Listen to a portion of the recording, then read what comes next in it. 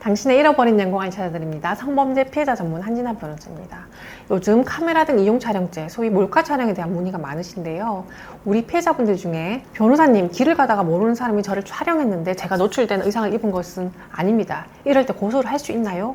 라고 문의하시는 경우가 많이 있습니다. 이처럼 지하철, 길거리, 카페 등에서 누군가 나를 촬영하는 느낌을 받으신 경험이 있을 겁니다. 그런데 이렇게 일상적인 모습을 누군가 촬영한 경우 뭔가 찝찝하고 불안하긴 한데 증거물을 확보하지는 못했고 또 특별히 노출된 부분이 없는 경우 가해자 처벌이 가능한지 문의를 하시는데요. 카메라 등 이용 촬영죄에 대해서는 성폭력 범죄 처벌 등에 관한 특례법 제14조 제1항에서 성적 욕망 또는 수치심을 유발할 수 있는 다른 사람의 신체를 촬영 대상자의 의사에 반해 촬영한 경우를 처벌 대상으로 정하고 있습니다.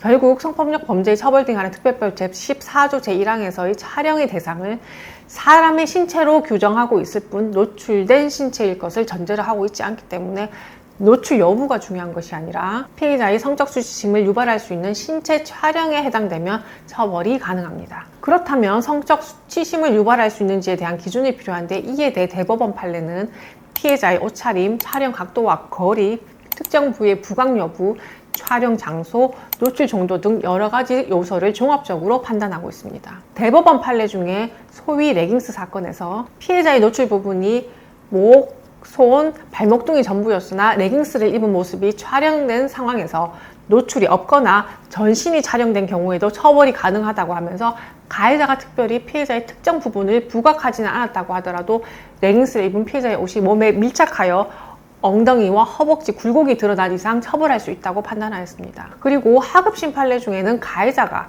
KTX 기차 옆자리에서 반팔티와 청바지를 입고 잠을 자고 있던 피해자의 전신을 촬영한 사건이 있었는데요.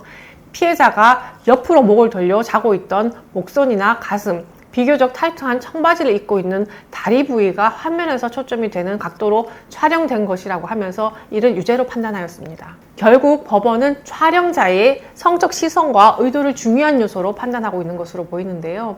구체적으로는 촬영 각도가 아래에서 위로 향하는 등과 같은 비정상적인 경우, 촬영 거리가 근접한 경우, 특정 부위가 중심에 위치한 구도, 옷이 몸에 밀착되어 신체 윤곽이 그대로 드러난 경우 등과 같이 촬영자의 성적 의도가 명백히 보이는 경우를 예로 들 수 있겠습니다. 오늘은 피해자들의 일상적인 모습 또는 노출이 없는 사진을 촬영한 경우에도 카메라 등 이용 촬영죄가 될 수 있는지에 대해서 살펴보았는데요. 최근 휴대폰 카메라 기술과 편집 기능 그리고 인터넷의 발달과 함께 피해자의 동의 없는 카메라 촬영 사건이 점점 많아지고 있습니다.